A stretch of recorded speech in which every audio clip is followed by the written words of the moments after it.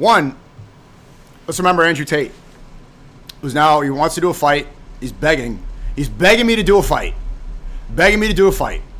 And I saw a podcast with Mams Taylor, pretty much confirming it. I know people are going to deny, oh, I never asked him. Well, you asked Mams Taylor. Mams Taylor's on a podcast talking about it now. Tate said, as soon as the Epstein files dropped, I miss human trafficking. The emotions ran high. Been chasing dopamine ever since. This is exactly what Jeffrey Epstein is under a prosthetic mask thinking right now in Tel Aviv. Right now, Epstein's not dead. Either they assassinated him, I think he's still alive, and I think he's undercover in Israel, missing the good old days. I think he's laughing it off. I think he's laughing it off under some alias, buddy with all of them, and he's literally thinking exactly that he misses human trafficking, the emotions ran high, and he's been chasing that. He's bored. Jeff is bored right now in Tel Aviv, having to go undercover, under Israeli witness protection. Thanks for the 10. SNEAKO, my son, although you did not turn out as mom and dad hope. Okay, shut up, bro. Mike, welcome back. Good to see you. It's freezing in New York, by the way. It's so fucking cold. There's more. Lowell Epstein casually explaining that Jews create vast fortunes through financial speculation, market crashes, and exploiting the labor of unsophisticated Goyim. Let the Goyim deal in the real world. This is the way the Jews make money. So many stereotypes contained in one email. This is from Jeffrey Epstein's email. This is not me saying something anti-Semitic. This is from the Jewish supremacist Jeffrey Epstein.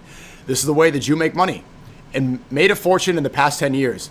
Selling short the shipping futures. Let the Goyim deal in the real world.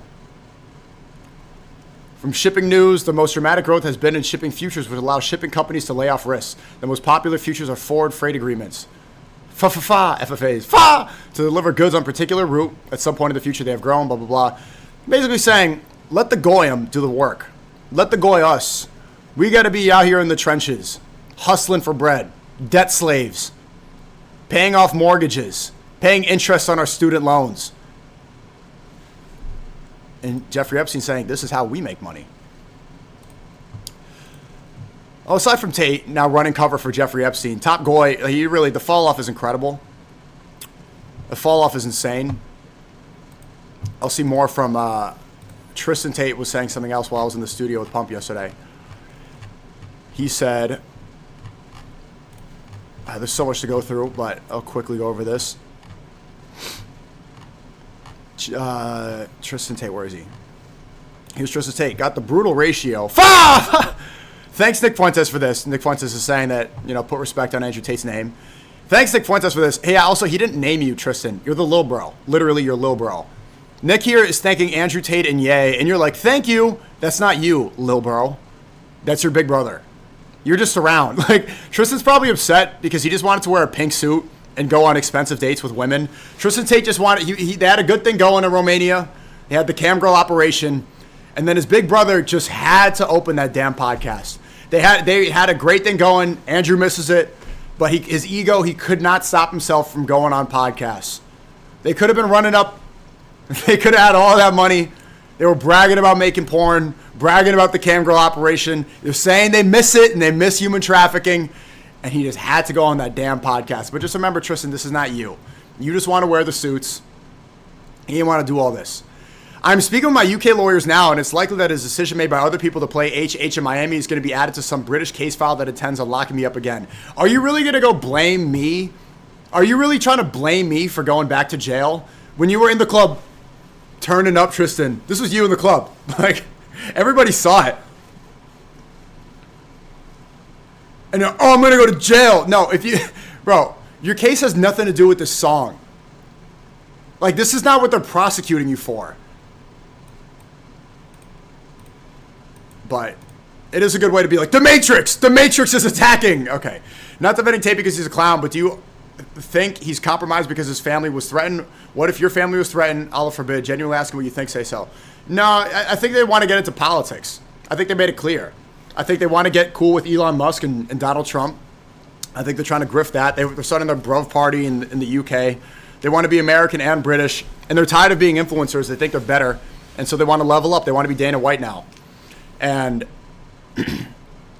yeah, I don't really think that there's, like, these secret pressures and, no.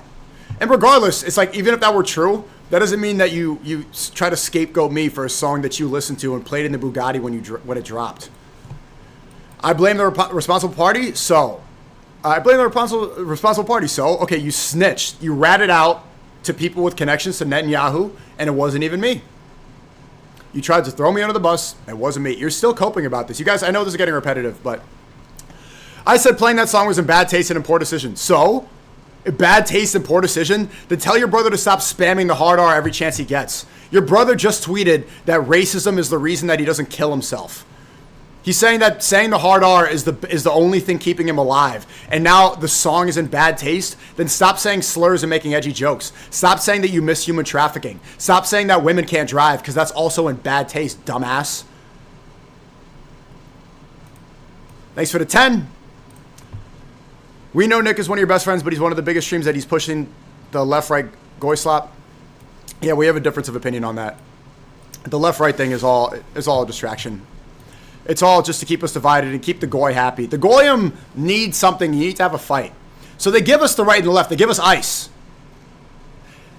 They give the Goyim ice to go fight about. They give the Goyim George Floyd. When we're locked up in COVID, they give the goy George Floyd so that we can go out to the streets and protest. And then they see here like this, looking at everything going on. Jeffrey Epstein's under a mask, looking at everybody. Leave quarantine to go yell about George Floyd. Same thing with ICE right now. They're like, look at the goy fight. They're making it about right, left. Charlie Kirk gets assassinated, and they're like, great, The Goyim get to argue about Charlie Kirk and make it right and left. And Matt Walsh will say it's the transgenders. To call somebody a friend and put them in that situation makes you a piece of shit. I have kids. Oh, you piece of shit. Then don't turn up to the song, idiot. Tristan's still coping. Tristan, dumbass. If you're a man of your word, then don't turn up in the club when the song plays. Go like this. Or ask to turn it off, you fucking idiot. It put me in a bad spot. Your ego's too big to ask somebody to turn off the song because you don't want to look like a little bitch on stream for folding over a song. So instead you're going to cope about it. Humbling moment. I thought you guys should have been humbled after the Chase Demore fight. People are saying you lost to a reality TV star. Obviously, Chase Demore is the heavyweight champ of Misfits. But that's what they're saying. That should have been a moment where like, all right, let me calm this ego. But you couldn't. It's too big. And it's still not humbled.